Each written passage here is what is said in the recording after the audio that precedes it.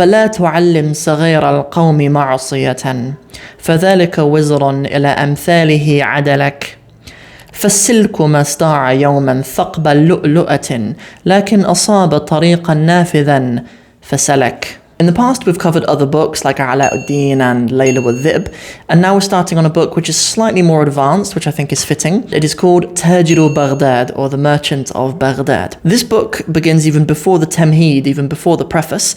It begins with a short poem. It's only 2 lines, so that's what we'll read together today.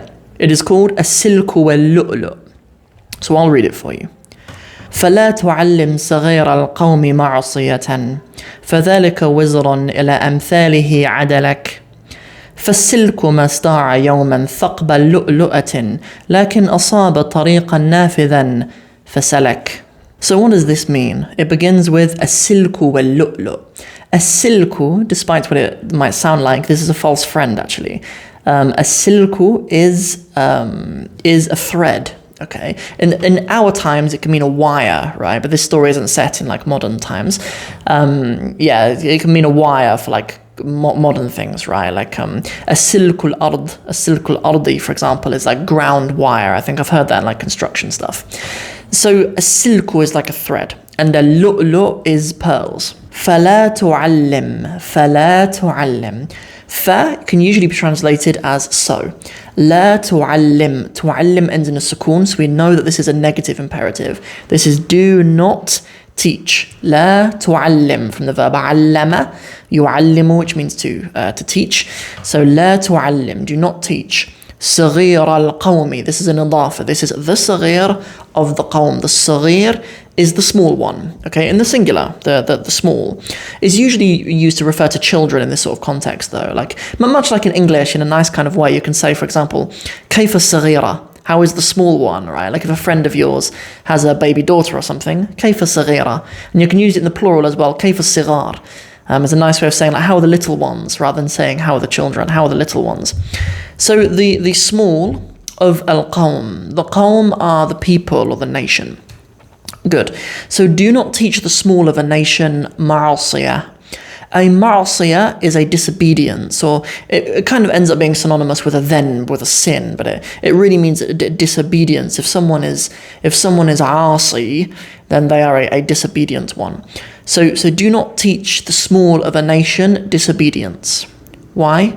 فَذَلِكَ وِزْرًا, for that is a burden. That will be a burden.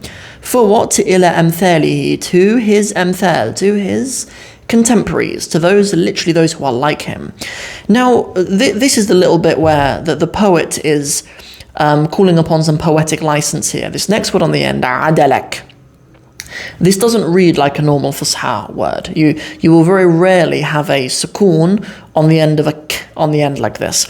But the verb adala means to act justly towards somebody, is what it really means. Hence the name adil, even as someone who is just and upright. Yes. So, but this isn't a noun. This isn't your adil. This isn't your uprightness, because the masdar of the verb adala is adil, right? But this has fathas all the way along the top. Adala. So it is the verb. It is the verb adala. So he is just towards you. Adalaka. Literally, he's just towards you. But the poet, in order to make this rhyme with the verse that comes after it, has put a sukoon on the end. He has employed some poetic license here. So what it really means, to summarize kind of what it means, is for that is a burden to his contemporaries and also a burden to his treatment of you, right? And a corruption of his justice towards you even as well. فَالسِّلْكُ مَا اسْطَاعَ يَوْمًا. فَالسِّلْكُ, so a thread. ما استطاع يوما. This verb istara is to do with the ability of something, the ta'a. The thread is not able even on a day. Okay? فما استطاع يوما. It can never do this thing. ثقب لؤلؤة. The thaqb is the boring or the drilling into something, right? Or the penetrating even. So you know how like pearls on a necklace, right? They need to be drilled, right, before a thread can go through them. So so he's saying the thread itself can never go into the pearl. Okay, it can never go into the pearl. ولكن أصاب طريقا نافذا فسلك. But it's asaba. Okay, So the verb asaba often means to afflict, right? For example, a musibah means like an affliction or a calamity or something. But the verb asaba, it actually, its original meaning is to strike a target, like accurately, which is kind of why, like, if we experience a musibah in our lives, it's Allah has chosen that as a test for you, right? Allah has hit his target, with that affliction for you to test you. But asaba also means kind of to choose a path, right? But it chooses right? طريقا نافذا. We can even kind of we can even sort of draw upon the meaning of hitting a target, right? But because the thread really hits, instead of just hitting the pearl, right? It hits طريقا نافذا. طريقا, it means a path. نافذا, it means like hollow, like it's already been pierced, it's empty, right? It hits an empty path, okay? فسلك, and follows it, okay? The fa is sort of so, and then the verb سلك, it means to follow something. Yeah, فسلك. But once again, the poet again has chosen to put a sukoon on the end. The qafiyah, the rhyming letter of this poem, is just kaf sakin, there is a sukoon on the end of the kaf. So adalak on the end, and then fasalak at the end as well. So what the poem is really meaning is saying, so I'll kind of do a crude translation of it for you. So do not teach the small of a nation disobedience, for that is a burden to his contemporaries and his treatment of you. For the thread is not ever able to pierce a pearl itself, but it chooses a path that's already open and follows it. Okay, so this is talking about the rest of about his amthalihi, right?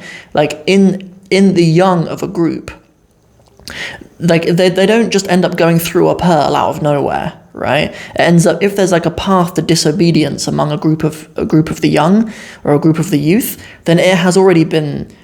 Then it's because that path has already been penetrated for them, right? So don't let the child of a nation kind of open that gap for the rest of them, is what he's saying. So to go over it again, for you guys to test your understanding. فَلَا تُعَلِّمْ صَغِيرَ الْقَوْمِ مَعْصِيَةً فَذَلِكَ وِزْرٌ إِلَى أَمْثَالِهِ عَدَلَكَ فَالسِّلْكُ مَا اسْطَاعَ يَوْمًا ثَقْبَ لُؤْلُؤَةٍ sorry. لكن أصاب طريقا نافذا فسلك. Thanks for watching. Assalamu alaikum wa rahmatullahi wa barakatuhu.